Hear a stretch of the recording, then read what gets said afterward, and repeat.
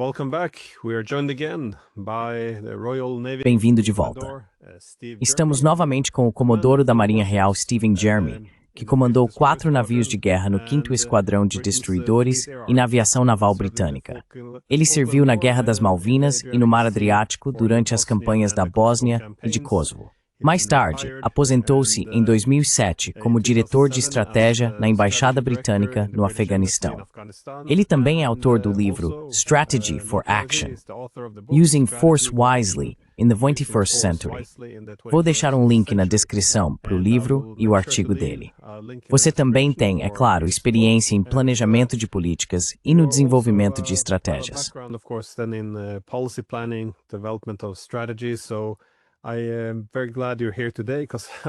Fico muito feliz que você esteja aqui hoje, porque eu queria te perguntar sobre o que está na cabeça de todo mundo, essa nova estratégia de segurança nacional dos Estados Unidos. Parece ser uma reversão completa da estratégia pós-Guerra Fria de primazia global em cooperação com a Europa. Isso, é claro, está sendo interpretado de forma muito negativa pelos europeus, para dizer o mínimo. Parece haver uma certa indignação na Europa, e eles já estão reagindo ou contra-atacando.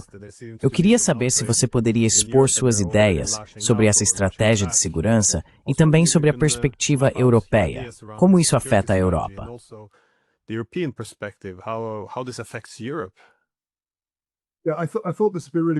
Sim, achei que essa seria uma ótima oportunidade. Então, obrigado por isso, Glenn. Você é um especialista em relações internacionais. Tive sorte. A Marinha me enviou por 1 ano para Cambridge, onde fiz um MPhil em relações internacionais.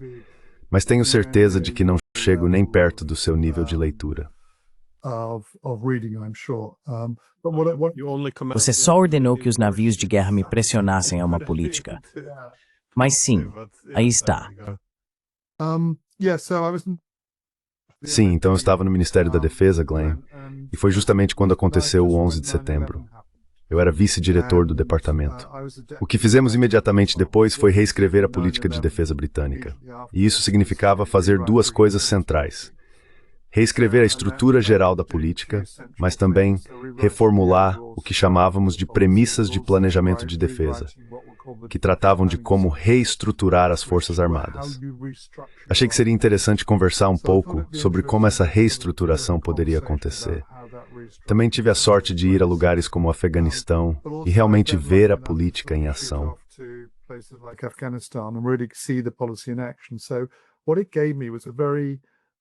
O que isso me proporcionou foi provavelmente uma visão bastante incomum de como as políticas são formuladas.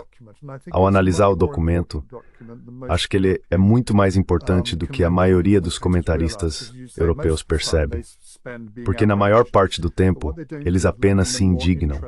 O que eles não fazem é observar as sutilezas mais interessantes do documento. Se eu tivesse que adivinhar quem foram os principais arquitetos, eu diria que, do lado europeu e do restante do mundo, provavelmente foram Vance e Gabbard, e do lado americano, provavelmente Rubio e Hegseth, com Trump dando a aprovação final.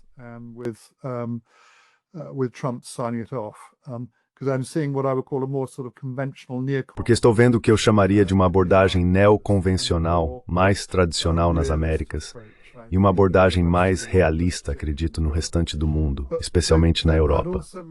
Mas eu também faria uma distinção entre política, estratégia e planejamento. Agora, o documento diz que estratégia é um plano. Isso não está certo. Caso contrário, estratégia seria apenas um plano. A diferença, como escrevi, é que a política oferece uma noção abrangente do que um país quer fazer e do que está disposto a investir. A Stats Intelligence pega essa política e tenta transformá-la em ação. Faz isso respondendo a como.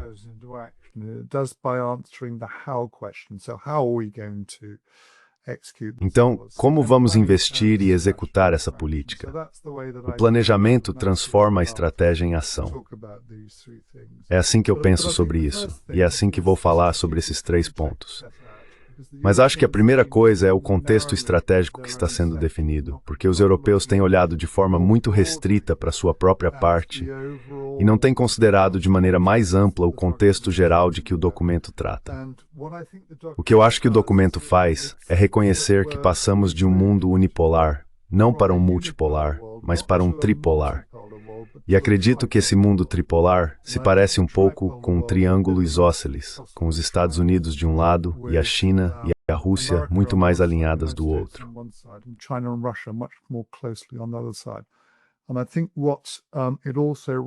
E eu acho que isso também reconhece, ainda que de forma tácita, que como resultado da desindustrialização dos Estados Unidos, eles agora são muito menos poderosos militarmente do que costumavam ser.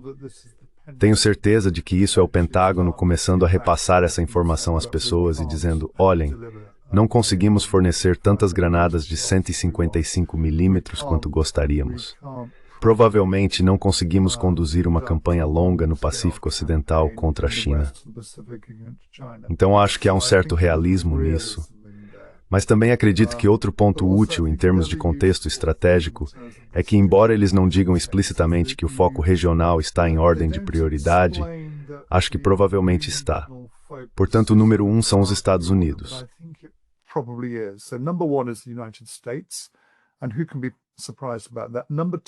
E quem pode se surpreender com isso? O número 2, porém, são as Américas. E é aí que os Estados Unidos começam a enxergar seus interesses nacionais vitais. O número 3 é a Europa, embora eu ache que vale a pena falarmos sobre isso com mais detalhes. O número 4 é o Oriente Médio. Fico surpreso que estejam nessa ordem, mas entendo o motivo. O número 5 é a África, mas acho que o que realmente estamos vendo aqui é um conjunto de prioridades muito diferente por parte dos americanos. E um dos princípios que mais me chamou a atenção é que o não intervencionismo é a abordagem geral. Você sabe muito melhor do que eu que os Estados Unidos têm oscilado entre o intervencionismo e o isolacionismo.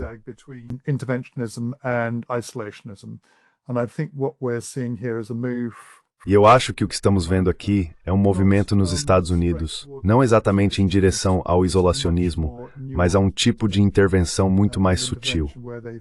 Uma intervenção em que eles acreditam ter chance de sucesso, ou em que acham provável que haja impacto em seus interesses vitais de segurança nacional. E isso não parece incluir a Europa ou a guerra entre Rússia e Ucrânia.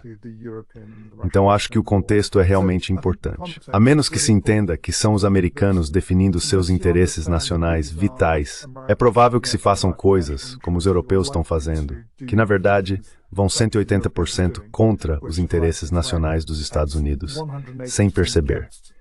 Isso significa ser um bom aliado. Mas devo parar por aqui e deixar você responder?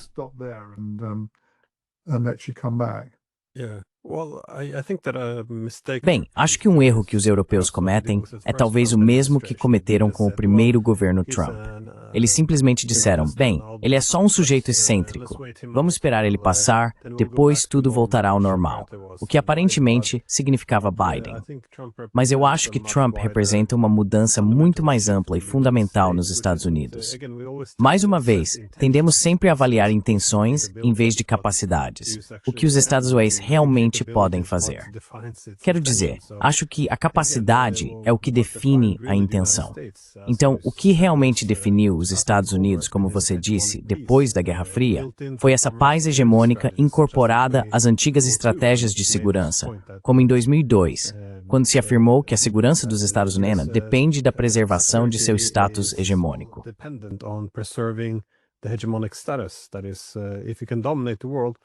Ou seja, se você conseguir dominar o mundo, então não haverá rivalidade entre grandes potências, e isso essencialmente manterá a estabilidade no sistema internacional. Agora, diga o que quiser sobre isso. De qualquer forma, seja a favor ou contra. O fato é que essa era acabou. Há uma nova distribuição de poder, e não dá mais para fingir que não existe. E eu acho que isso muda tudo. Porque no passado, se você fosse liberal nos Estados Unidos, diria bem, et went the minorities, breeding with programmes dying to choose army malice. Is that an officer?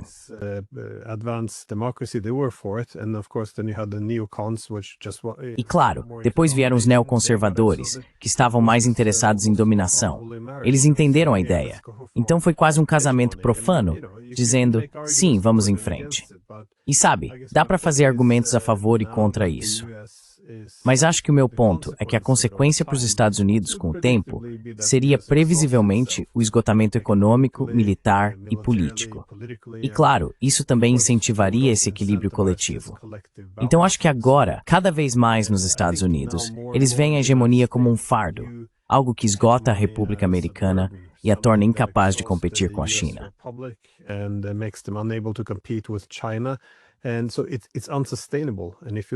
E por isso é insustentável. Se você olhar onde eles estão agora, em comparação com os anos 90, com 38 trilhões de dólares em dívida e todos esses problemas se acumulando, não é sustentável. Então há um argumento muito racional para explicar por que eles gostariam de mudar de rumo. Agora, obviamente, Trump não vai definir a América pelas próximas décadas, mas ele é uma figura de transição. Acho que os europeus se iludem, achando que isso é apenas uma escolha de política, uma ideologia estranha, radicais MAGA ou algo assim. Acho que isso é um erro. Mas é claro, você está aí fazendo o planejamento de políticas com seus colegas europeus, cometendo esses erros.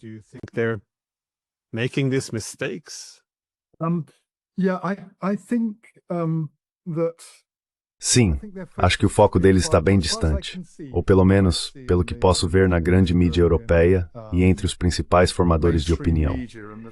Eles estão cometendo vários erros, mas provavelmente um dos mais importantes é não estarem em posição, ou nem sequer tentarem, analisar o equilíbrio de poder. Escrevi um artigo sobre isso, acho que foi publicado no The New European ou algo assim. Depois aviso para quem quiser ler. Nele, eu disse que o equilíbrio de poder favorece amplamente a coesão. O ponto central das concentráveis se concentrava explicitamente no se perpetuar nem todos que não esse equilíbrio de poder.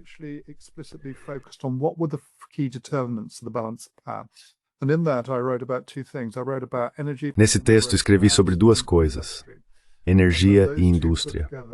E como essas duas juntas são o que permite que uma nação seja poderosa. Isso foi mencionado explicitamente pelo almirante Yamamoto antes do início da Segunda Guerra Mundial, quando ele disse, bem, não vou citar exatamente, que qualquer pessoa que tivesse visto os campos de petróleo do Texas e as fábricas de Ohio saberia que nunca poderíamos vencer uma guerra prolongada contra os Estados Unidos. O artigo focava na guerra entre Rússia e Ucrânia. Mas acho que isso é igualmente verdadeiro quando falamos sobre o equilíbrio de poder dos Estados Unidos em relação à China e à Rússia.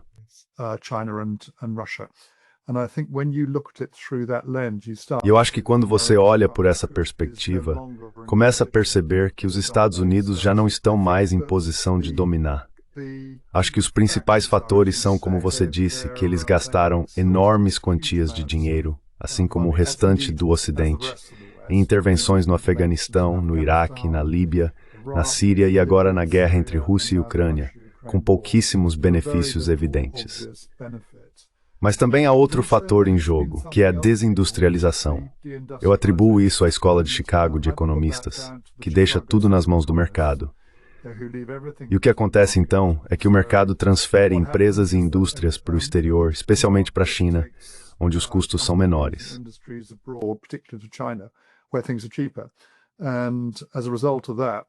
E como resultado disso, estamos agora em uma posição, depois de 20 anos de desindustrialização, em que os Estados Unidos chegaram a um ponto em que, mesmo que quisessem assumir um papel hegemônico, não têm mais poder para fazê-lo.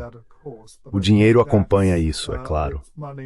Mas acho que é tanto uma questão de dinheiro, quanto o fato de que os Estados Unidos agora estão desindustrializados, embora não completamente. Ainda são muito mais industrializados do que algumas outras regiões. Mas sabemos que a Rússia superou, nesta guerra, toda a Europa e os Estados Unidos juntos em termos de capacidade industrial e continua a fazê-lo. Portanto, acho que há um reconhecimento tácito no documento de que a hegemonia não é mais possível, mesmo que eles a desejassem. Eu, pessoalmente, acho que também não seria uma boa ideia. Assim, há um reconhecimento tácito de que agora em um tipo de mundo tripolar.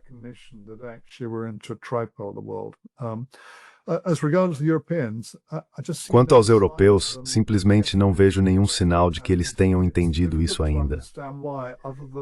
E é difícil compreender o motivo, a não ser que pareçam completamente seduzidos por uma narrativa política. Eu disse há muitos meses, acho que foi há cerca de 1 ano e meio, em um podcast com Danny Davis, que as operações europeias e da OTAN na guerra entre Rússia e Ucrânia estão sendo guiadas por uma narrativa política, enquanto os russos são guiados por uma estratégia militar. E surpresa, surpresa, a estratégia militar está prevalecendo. É uma estratégia militar sólida, pela qual tenho o maior respeito, porque está vencendo. Mas, infelizmente, parece que temos algo que só posso descrever como um pensamento de seita entre as elites europeias.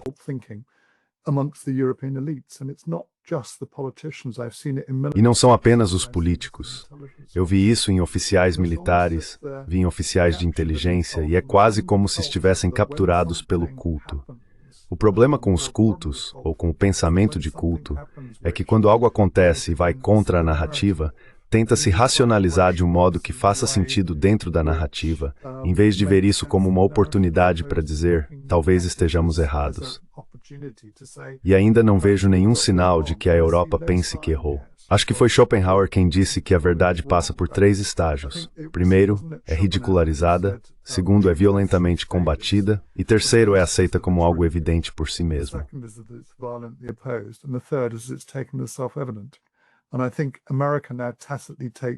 E eu acho que os Estados Unidos agora aceitam tacitamente a verdade sobre a guerra entre Rússia e Ucrânia como algo evidente, enquanto os europeus, ou os líderes europeus, ainda a rejeitam de forma veemente. Apesar de ser algo óbvio, e já o ser há muito tempo para pessoas como você e eu, John Mearsheimer, Scott Ritter, Doug McGregor e Daniel Davis, que essa guerra estava perdida há 2 anos e está ainda mais perdida agora. Então, não. Eu não acho que os europeus entendam isso ainda. Quando entenderem, vão se deparar com uma situação muito desagradável. Ou admitir e dizer erramos e precisamos descobrir como seguir em frente, como europeus. Ou simplesmente tentar insistir e ter esperança, o que até agora é o que estão fazendo.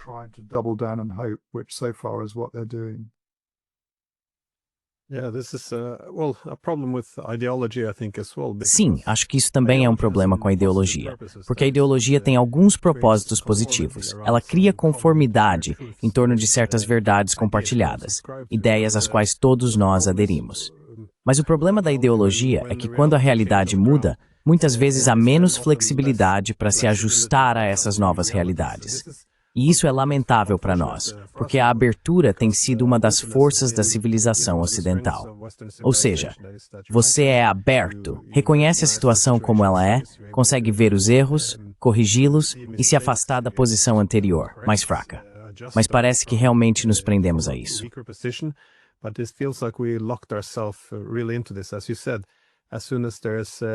Como você disse, assim que surge qualquer evidência que contradiga isso, a suposição principal é que se trata de um ataque, não apenas ao nosso país, não apenas à narrativa, mas à nossa própria realidade e ao que somos, a forma como nos vemos no mundo. Especialmente para a União Europeia, eles se veem quase como tendo uma função divina, a de fazer a transição do mundo caótico do passado para uma nova ordem liberal democrática. Quero dizer, é assim que eles definem sua política externa. Vamos mudar o mundo, torná-lo mais liberal e democrático, essencialmente reinventar o mundo à nossa própria imagem. Portanto, para eles mudarem de rumo é muito difícil, porque teriam que mudar sua identidade, a base de sua política comum e todo o seu conjunto de verdades compartilhadas. É muito a se pedir. Então eu entendo por que eles são tão teimosos, mas sim.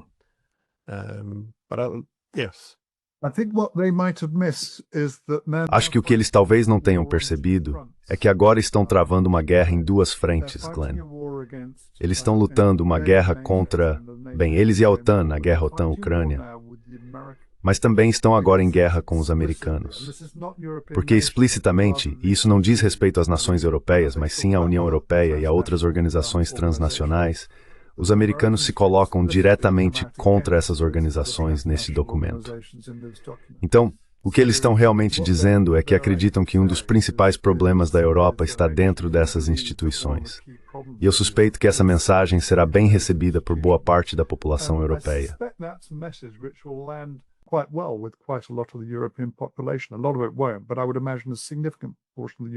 Muito disso não vai acontecer, mas imagino que uma parte significativa da população europeia vai pensar assim.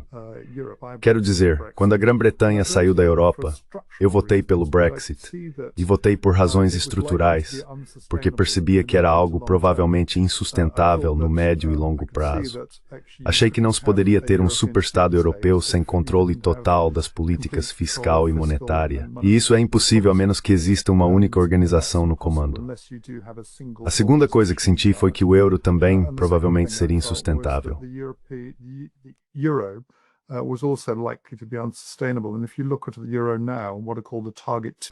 E se você olhar para o euro agora, o que são chamados de desequilíbrios do Target 2 entre as nações do Norte, as mais ricas, e as nações do Sul, pelo que posso ver, as dívidas ali são irreparáveis.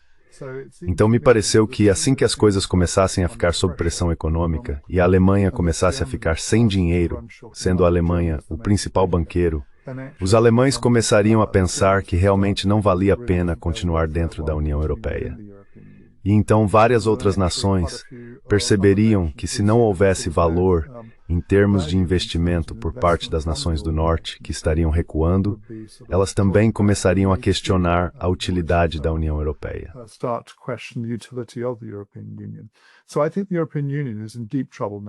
Então acho que a União Europeia está em sérios apuros agora, e não vejo uma saída para isso. Grande parte disso é auto-infligida, para ser franco. Quero dizer, as políticas em relação à guerra entre Rússia e Ucrânia só intensificaram essa situação. Na medida em que eles defenderam sanções sobre energia, que, falando como alguém que trabalha na indústria de energia, sempre tiveram grande chance de se tornarem sanções de efeito boomerang. Elas estão causando muito mais dano à Europa do que à Rússia. E mesmo assim, todos parecem estar esperando para ver se a Rússia eventualmente entrará em colapso. Então chegamos à 19ª rodada de sanções. Para mim, mais cedo ou mais tarde, os alemães vão começar a questionar até que ponto querem continuar pagando pela União Europeia. E o mesmo acontecerá com outras nações que são contribuintes líquidas, como a Holanda e assim por diante.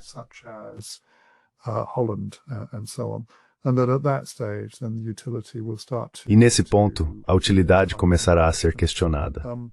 Acho que também há uma questão em aberto sobre a OTAN, mas talvez possamos voltar a isso em um momento. Acho que já é hora de a União Europeia realmente começar a refletir.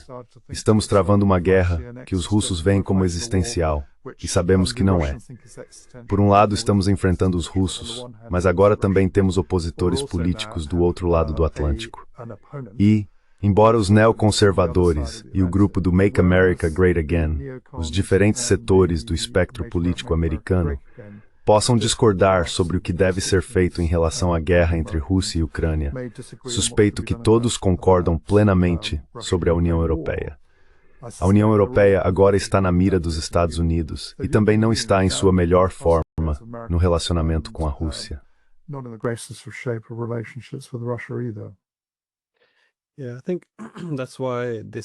Sim, acho que é por isso que essa forma de enquadrar como eles veem a União Europeia é importante, porque eles usam a expressão apagamento civilizacional, sugerindo que a civilização europeia está se autodestruindo.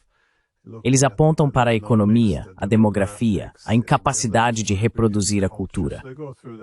Assim, passam por toda a lista, mais ou menos, de todos os indicadores de uma civilização em declínio e colocam essa responsabilidade sobre os ombros da União Europeia. Agora, isso é bastante significativo, porque não se trata apenas de reconhecer que a UE pode ser uma concorrente ou ter algumas políticas infelizes, mas sim de construir o argumento de que é preciso salvar a civilização europeia, o que na visão deles significa acabar com a UE. E como você disse, a UE está na mira dos Estados Unidos, e eles criaram uma espécie de justificativa virtuosa para isso.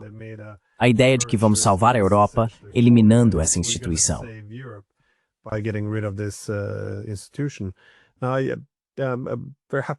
Agora fico muito feliz em passar para a OTAN, como você sugeriu, porque um dos estudiosos de quem eu realmente gosto é David Mitrani, um britânico que escreveu sobre a União Europeia na década de 1960. A razão pela qual o cito com frequência é porque ele sempre contrastava o funcionalismo e o federalismo. Ele destacava que existem dois caminhos para a integração. E dizia que se você adota o funcionalismo, deve observar onde faz sentido integrar, em termos de segurança, governança ou economia. E onde fizer sentido, a integração acontece. Em outras palavras, a função da integração deve determinar a forma que ela assumirá no final. Mas ele também dizia que o que é perigoso no continente europeu, entre seus colegas continentais, é que muitos deles, especialmente os alemães, tinham um modelo federalista. Eles já haviam decidido a forma de antemão.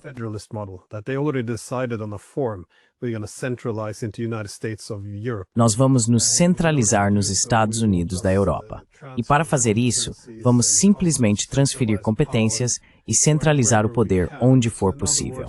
Em outras palavras, a forma já está decidida, e isso determinará as funções mais tarde. A partir disso, ele afirmou que não vamos nos tornar os Estados Unidos da Europa. Vamos acabar parecendo mais com a União Soviética quando tudo isso terminar. Será uma economia menos competitiva, uma democracia pior, uma segurança pior. E veja bem, eu gosto dessa análise, não porque essas sejam coisas desejáveis, mas porque é bastante precisa para entender o que aconteceu agora, 60 anos depois. Mas o motivo pelo qual quero relacionar isso à OTAN é que parece que esse é o mesmo tipo de problema que a aliança enfrenta também.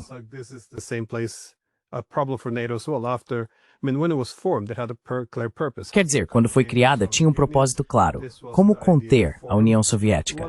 Essa era a forma ideal, maravilhosa, funcionou naquela época. Mas depois da Guerra Fria, ficamos obcecados em manter a forma. Os Estados Unidos permaneceriam em nosso continente para sempre. Então perguntamos abertamente, como podemos manter a forma? Bem, teríamos que começar a expandir ou ir além da área. Tudo isso se tornou novos motivos para existir. Precisávamos da forma, então procuramos outras funções que nos permitissem mantê-la. E então, claro, as coisas começaram a dar muito errado, muito rápido, eu acho. Mas não, eu gostaria de ouvir o que você acha que essa estratégia de segurança fará com a OTAN, porque até agora não parece muito boa. Bem, se você gosta da OTAN, é claro.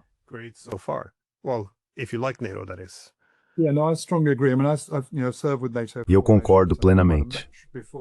Quero dizer, servi em informações da OTAN. Acho que já mencionei antes que quando eu estava na Força Permanente da OTAN no Mediterrâneo, costumávamos brincar dizendo que a OTAN é para a nobreza se organizar. Um dos problemas da OTAN é que ela não é a grande aliança que as pessoas afirmam que é, e isso é óbvio, mas acho que você está absolutamente certo. Adoro essa distinção entre forma e função, porque acho que isso realmente importa. Até o fim da Guerra Fria ela era funcional e tudo funcionava. Aqueles de nós que servimos nela, eu tive orgulho de servir nela e era uma forma poderosa.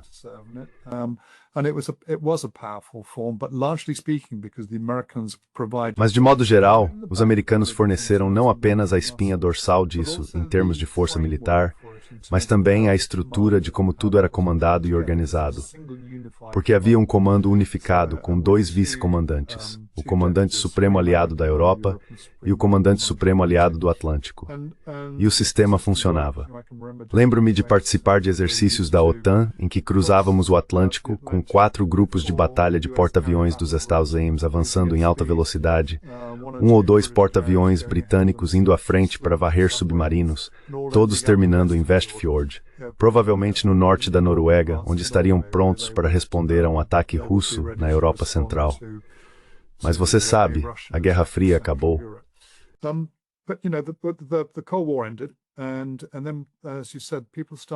E então, como você disse, as pessoas começaram a procurar outras funções para a OTAN, em vez de fazer a pergunta fundamental: precisamos dela? Mesmo naqueles primeiros dias, grandes pensadores estratégicos como George Kennan já começavam a questionar algumas das ideias que estavam sendo apresentadas, especialmente o expansionismo da OTAN. E claro, a expansão da OTAN, como agora sabemos e muitos de nós já sabíamos antes, foi um erro fundamental. Ela fez exatamente o que os russos previram que faria, o que levou à guerra no continente europeu. Mas acho que quando você observa a OTAN, também vê outras coisas. Eu escrevi um artigo, posso deixá-lo com você para os espectadores, mas foi para o Responsible Statecraft.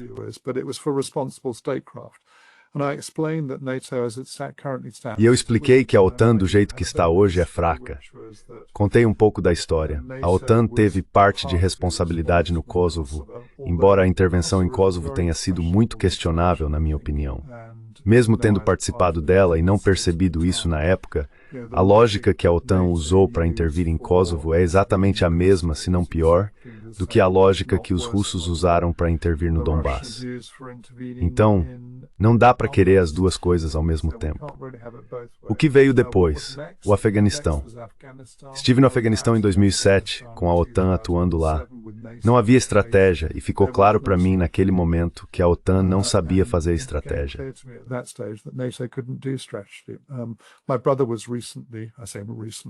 Meu irmão estava, bem, eu digo recentemente, mas já faz alguns anos, ainda servindo no quartel-general da OTAN e ficou impressionado com o excesso de oficiais superiores. Inflado seria a melhor forma de descrever. No artigo expliquei que se a Europa algum dia entrasse em guerra com a Rússia, nós perderíamos. A chave para realmente vencer uma guerra contra a Rússia seria um exército americano, que no momento é pequeno demais, cerca de 427 mil soldados, eu acho. Mas depois, it's very exército do Atlântico.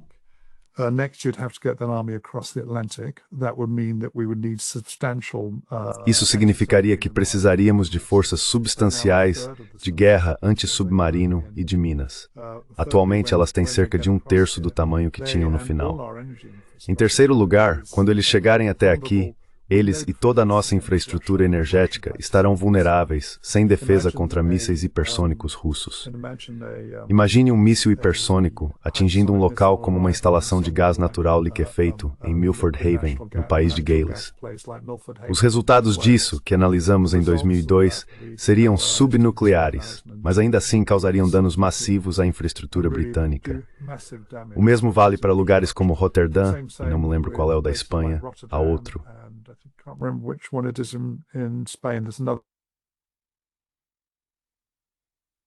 Os grandes hidrocarbonetos. Como então travar a guerra?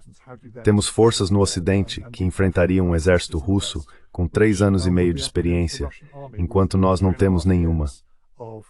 Acho que seríamos dizimados, se quer a minha opinião sincera. E por último, mas não menos importante, a OTAN não sabe fazer estratégia. Eu expliquei que eles não conseguiram fazer isso no Afeganistão e aquela guerra foi perdida contra um bando desorganizado de talibãs. E agora perdemos de novo, apesar de sabermos que há generais americanos e britânicos e provavelmente outros em Ramstein dirigindo as operações.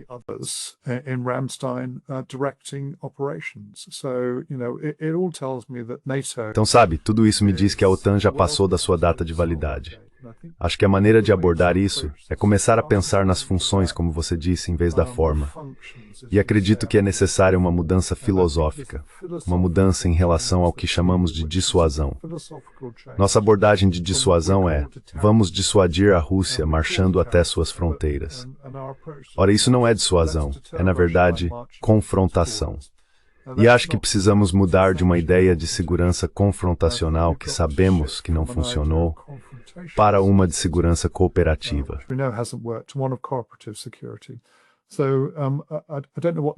Então, eu não sei qual é o mecanismo certo, mas se eu tivesse que escolher um ponto de partida, eu encerraria a OTAN amanhã, mesmo que os americanos não fizessem. E acho provável que eles o façam. Eu olharia para a OSCE. Não é uma organização perfeita, de forma alguma, mas a pista está no nome, Cooperação na Europa. E eu gosto da expressão que você provavelmente conhece melhor do que eu. É uma frase de Gorbachev, uma casa europeia comum. Acho que, na verdade, avançar em direção a uma segurança cooperativa em toda a Europa, em todo o continente europeu, e voltar a trabalhar com a Rússia é o caminho para desenvolver essa casa europeia comum.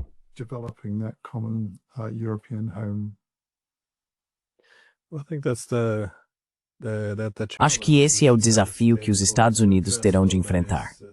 Durante o período de paz hegemônica, o país não precisava levar em conta as preocupações de segurança da Rússia. Porque, por definição, paz hegemônica significa que você é tão dominante que não importa o que os russos pensem. Mas é por isso que a situação agora é interessante, especialmente se olharmos para a Ucrânia. Os europeus estão basicamente dizendo que uma paz duradoura depende de um poderoso fator de dissuasão, algo como um exército de 800 mil soldados apoiado pelos europeus, fortemente armado. E eles acreditam que isso garantirá que a Rússia nunca mais ouse atacar, que não haja outra operação militar especial.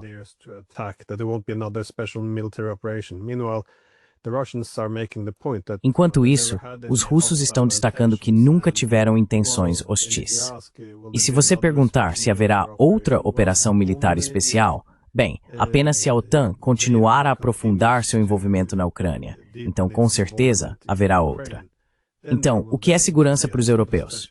Que a dissuasão é uma ameaça à segurança dos russos, o que é justamente o que pode iniciar uma guerra. É todo esse princípio de competição pela segurança, é preciso encontrar uma forma de levar em conta o outro lado. Eu não acho que nós, bem, novamente, sob uma paz hegemônica, jamais tivemos que considerar a segurança do outro lado.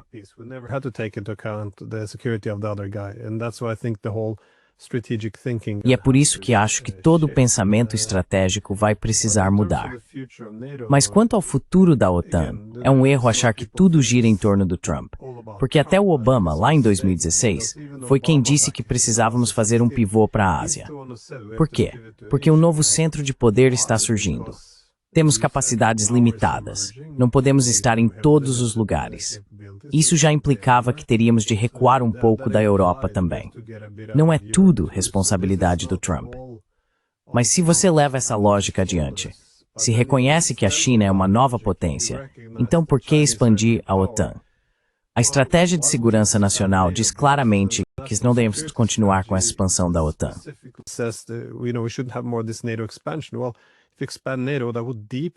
Bem, se você expandir a OTAN, isso aprofundaria o compromisso dos Estados Unidos na Europa e intensificaria as tensões com a Rússia. Isso exigiria ainda mais recursos e empurraria os russos permanentemente em direção à China. A Ásia é, na verdade, onde está o principal rival dos Estados Unidos. Então nada disso faz muito sentido para os interesses nacionais americanos. Acho que é por isso que essa é uma mudança muito duradoura que veremos nos próximos anos e décadas. Portanto, pensar que Trump simplesmente não ama a democracia ou a liberdade, tanto quanto nós, e que é por isso que ele está fazendo isso, acho que é um erro de cálculo.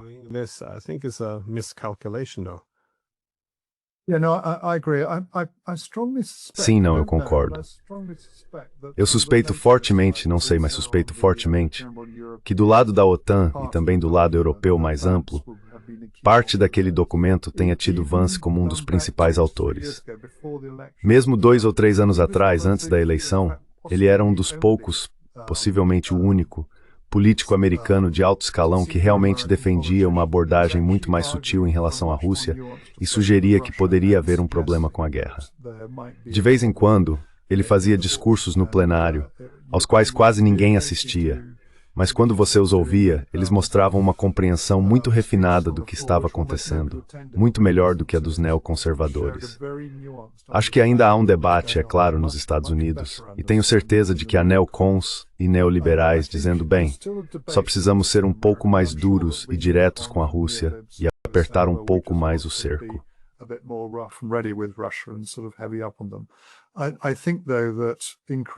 Acho, porém, que cada vez mais as pessoas começarão a perceber, da mesma forma que aconteceu com o fracasso no Vietnã, que, na verdade, eles não conseguiriam fazer isso, mesmo que quisessem.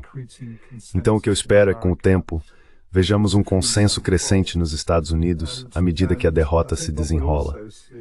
E acho que também veremos, eu imagino, que os americanos começarão a dizer que os principais fatores de irritação nisso, as coisas que nos impedem de encerrar esta guerra e restabelecer uma relação com a Rússia, são os europeus, mas especialmente o E3, ou como o juiz napolitano chamou, os 3 ratos cegos, que na verdade estão agindo de uma forma contrária aos interesses nacionais vitais dos Estados Unidos. O que é uma maneira muito ruim de pensar, na minha opinião, se você está tentando manter os Estados Unidos e a OTAN unidos. É algo perverso.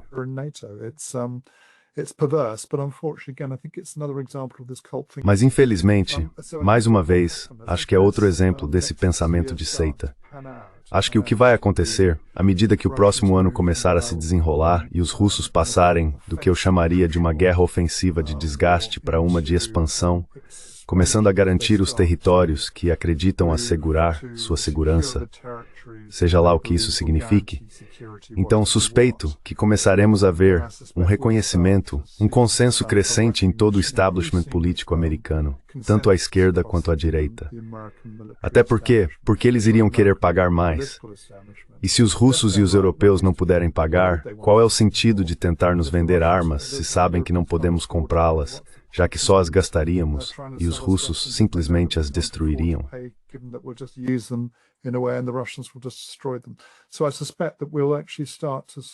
Então eu suspeito que veremos a guerra não chegar ao seu desfecho, porque acho que ainda falta algum tempo para isso, mas entrar em uma fase em que será impossível ignorá-la.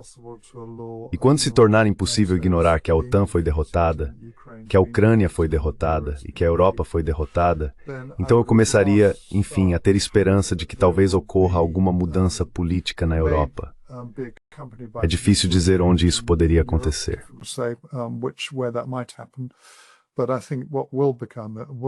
Mas acho que o que vai ficar claro é que a Europa precisa repensar que os Estados Unidos mudaram sua visão sobre seus próprios interesses vitais de segurança nacional. A Europa não está mais no topo e, na verdade, provavelmente ocupa o terceiro lugar na lista, se tanto. A contribuição americana para a segurança europeia não incluirá garantias de segurança, não incluirá o artigo 3, nem o artigo 5. Então, na verdade, estamos começando a falar não sobre a OTAN, mas sobre a OTAN menos, que é a OTAN sem os americanos. A OTAN menos não é uma organização poderosa, e eu só espero que isso realmente comece a incentivar um período de melhor reflexão e pensamento estratégico.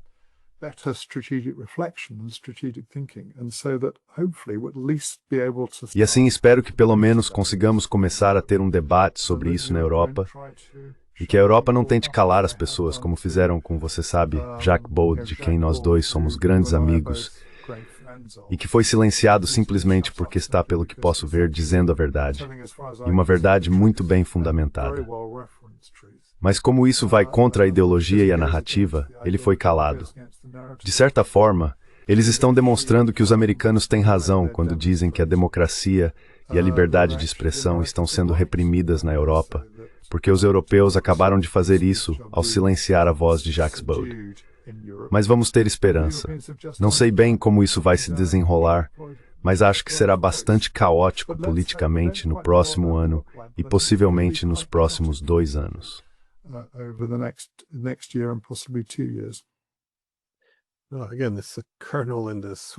De novo, ele é um coronel do exército suíço que trabalha para a OTAN. E eu acho que ele vai entrar para os livros de história, não apenas por estar do lado certo da história, mas por mostrar que a União Europeia cometeu um erro enorme. Claro, isso é um sintoma de um problema mais amplo. Mas deixe-me fazer uma última pergunta. Onde você vê a possibilidade de um conflito entre a UE e os Estados Unidos? Porque você menciona esses 3 ratos cegos, o Reino Unido, a França e a Alemanha, que agora estão agindo em oposição direta aos interesses nacionais dos Estados Unidos. Mas também se vê agora na Estratégia de Segurança Nacional dos Estados Unidos que ela fala sobre cultivar oposição na Europa, o que é mais ou menos o que temos feito ao redor do mundo com os americanos, ou seja, um pouco de mudança de regime. Mas também há esse relatório americano vazado, dizendo que os Estados Unidos imaginam diferentes aliados do MAGA, isto é, Áustria, Hungria, Itália e Polônia, que deveriam ser retirados da UE.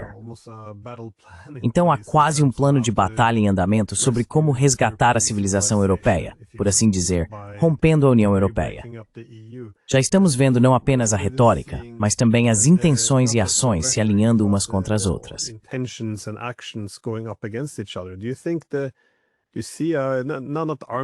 Você acha que, bem, não um conflito armado, mas para onde você vê o conflito entre os Estados Unidos e a ONEP caminhando? Porque, sabe, eu sempre penso naquele momento em que os britânicos deixaram a União Europeia. Havia um ditado que eles sempre usavam: é melhor sermos bons vizinhos do que estarmos em um casamento ruim. Vamos criar um pouco de distância, porque os Estados Unidos também têm interesses que se sobrepõem. A cooperação entre eles seria boa, mas acho que precisamos redefinir o relacionamento, encontrar uma nova forma, porque se mantivermos o mesmo, é isso que vai causar muitos dos conflitos. Mas, novamente, tenho muito pouca razão para otimismo hoje em dia quanto à disposição de desenvolver essas ideias e redefinir a relação entre os Estados Unidos e a UE. Então, para encurtar minha pergunta, para onde você acha que o conflito entre os Estados Unidos e a UE está indo?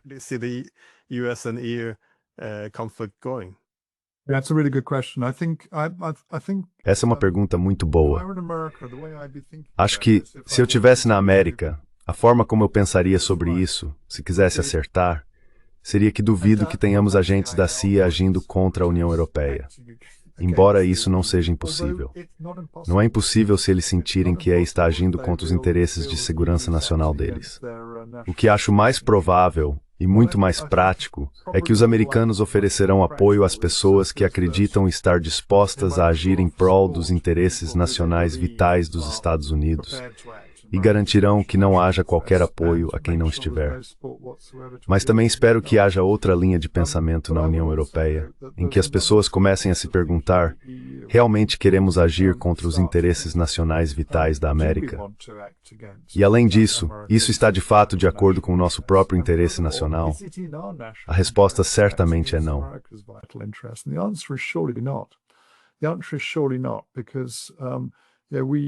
A resposta certamente é não, porque temos relações longas e fortes com os Estados Unidos, que remontam a décadas, a maior parte do século passado. E sim, compartilhamos muitos valores. Então, para mim, há uma parte baseada em valores e também há uma parte econômica. No momento, não é do nosso interesse nacional nos forçar, por meio de sanções, a suportar alguns dos preços de energia mais altos do mundo. Somos grandes importadores líquidos de hidrocarbonetos. Acho que somos a maior região do mundo e estamos nos impondo alguns dos preços mais altos por esses hidrocarbonetos.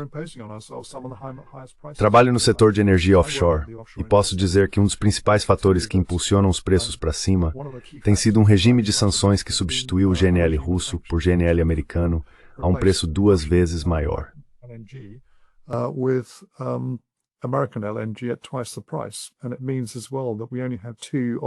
E isso também significa que só temos 2 fontes óbvias de GNL no mundo.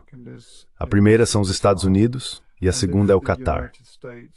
E se os Estados Unidos decidirem que as coisas estão um pouco apertadas, que estão enfrentando dificuldades por razões energéticas e de dominância energética, não pense nem por um momento que continuarão exportando GNL para a Europa e prejudicando a si mesmos.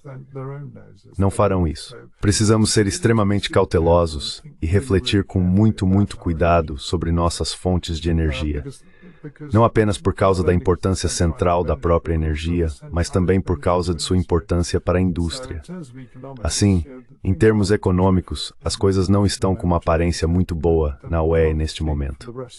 Não posso falar pelos outros países da UE, mas já estamos no nosso 2º mês de crescimento negativo, 0,1% por 2 meses. 0.1% for 2 months. I suspect that's going to roll out across Europe. Suspeito que isso vá se espalhar por toda a Europa. Acho que a Alemanha já está em recessão. Portanto, há boas razões para começar a pensar nesse relacionamento de uma forma muito diferente. A questão fundamental que os europeus devem se fazer não é como a União Europeia opera com os Estados Unidos, mas se a UE é realmente o veículo certo para esse relacionamento. Os americanos claramente acham que não é, e devemos considerar se precisamos de alguma outra forma. Algum tipo de UE menos. Que talvez seja mais fácil para os americanos entenderem e trabalharem, e que talvez também se encaixe melhor com a direção que alguns partidos políticos estão tomando.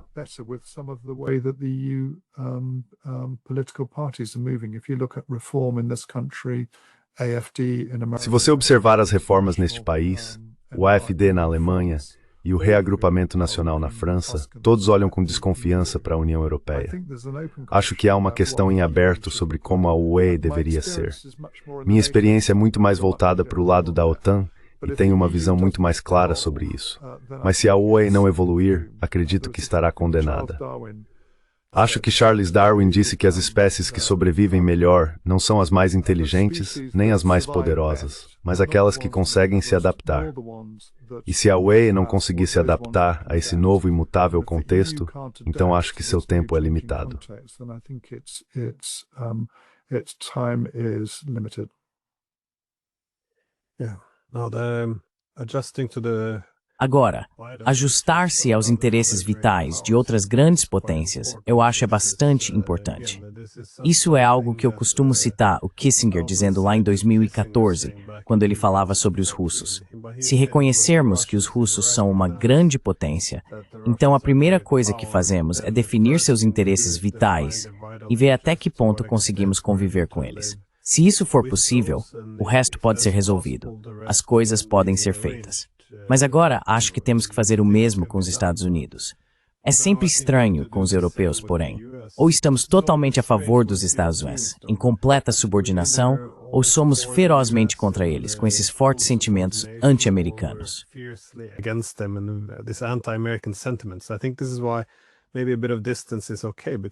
Acho que é por isso que talvez um pouco de distância seja bom, porque deve haver um meio termo em algum lugar.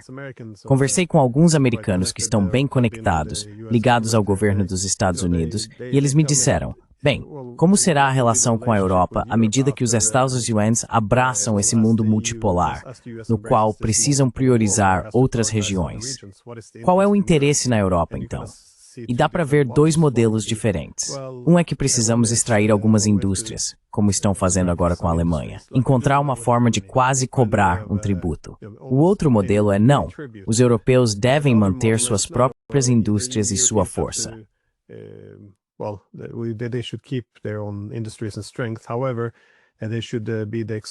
No entanto, eles deveriam ser o bloco econômico exclusivo dos Estados Unidos.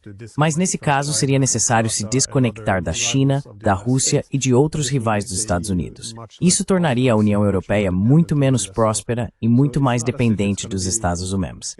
Então não é como se parece que ambos os lados têm um interesse profundo em encontrar um tipo diferente de relacionamento, já que o mundo mudou tanto. Mas não.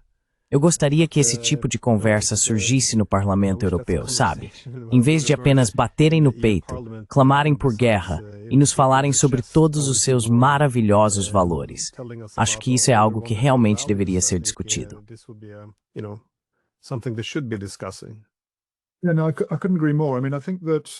Não poderia concordar mais. Quero dizer, muitas vezes pensei que a vassalagem aos Estados Unidos tem sido contrária aos interesses nacionais dos europeus. Fizemos coisas que provavelmente não teríamos feito de outra forma. E acho que os melhores amigos são aqueles que podem te dizer algo que você talvez não goste. Pelo menos assim você sabe em que pé está. Teria sido muito melhor, por exemplo, se o Reino Unido não tivesse entrado na guerra do Iraque. Acho que isso foi um grande erro. Costuma-se dizer que as duas pessoas que poderiam ter impedido aquela guerra eram Tony Blair e Colin Powell. E acredito que se Tony Blair não tivesse simplesmente seguido o que George Bush queria, as coisas talvez não tivessem terminado do jeito que terminaram.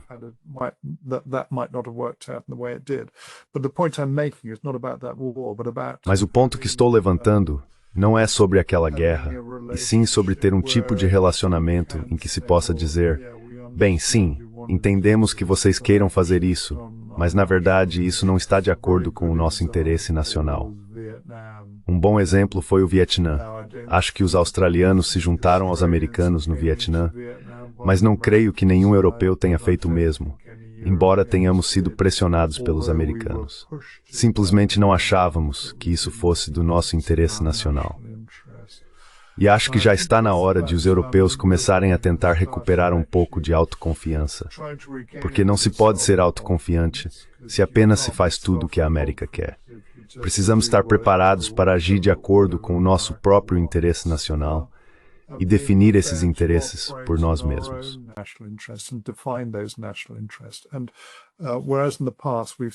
No passado, dissemos que era de interesse nacional vital manter os Estados Unidos na OTAN. Bem, espero que não, porque os Estados Unidos estão saindo da OTAN. Isso é óbvio. Nunca achei que isso fosse de interesse nacional vital para nós. Então acho que já é hora de analisarmos nossos próprios interesses nacionais vitais. Eles não serão os mesmos em todos os países, mas devemos considerar esses interesses não apenas em termos de segurança, mas também em termos econômicos, como você sugeriu, e então definir que tipo de relações dentro da Europa poderiam melhor apoiar esses interesses nacionais e que tipo de relações com os americanos também poderiam sustentá-los.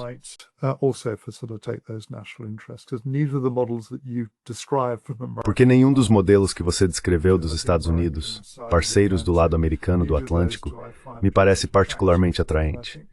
E acho que devemos estar preparados para realmente cuidar de nós mesmos e pensar sobre nossas relações com a Rússia e a China. No momento, parecemos estar ferozmente anti-russos aqui na Europa e um pouco menos ferozmente, mas ainda assim anti-chineses. Vamos descobrir como podemos ter relações melhores com essas duas grandes potências. As pessoas costumam dizer que é difícil ter uma relação com a China e a Rússia porque são autoritárias.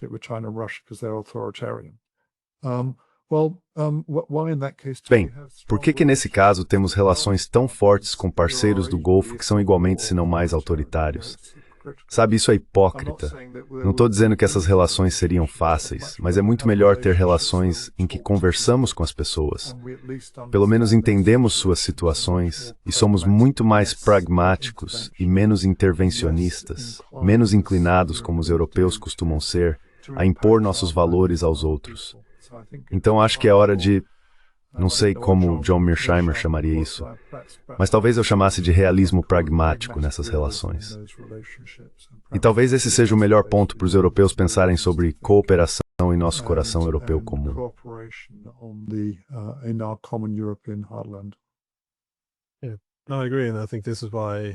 Concordo. E acho que é por isso que, quando há toda essa pressão para estarmos sempre tão próximos e aliados, acabamos sendo forçados a adotar as mesmas políticas, a mesma política econômica, a mesma política externa. É isso que nos impede de realmente perseguir nossos interesses nacionais básicos, porque não temos todos os mesmos interesses. Em um mundo multipolar, esses interesses vão divergir ainda mais. Então, essa tentativa de forçar todos a marcharem em uníssono o tempo todo, como você disse, levou os europeus a tomarem decisões muito tolas que não foram do nosso interesse. E agora isso está voltando para nos prejudicar, eu acho. Enfim, muito obrigado. Você tem alguma consideração final?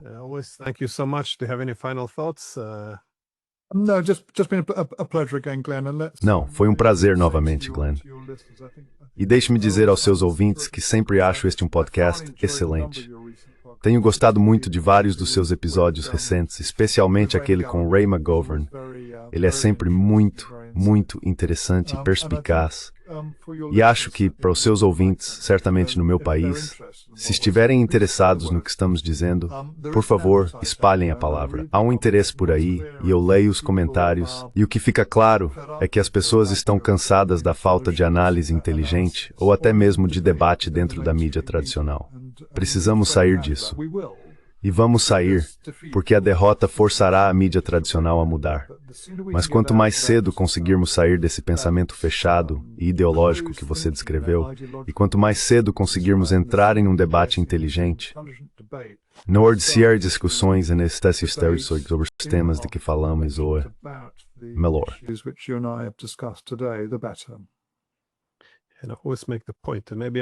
E eu sempre faço questão de dizer que talvez eu esteja errado, talvez eu me engane. Com certeza eu não estou certo o tempo todo. Mas, novamente, não é preciso estar certo o tempo todo. Deveria ao menos haver uma discussão. O fato de não haver discussão sobre essas mudanças enormes, eu acho que isso é preocupante. Muito preocupante. Então, mais uma vez, obrigado. Obrigado, Glenn West, tudo que você faz.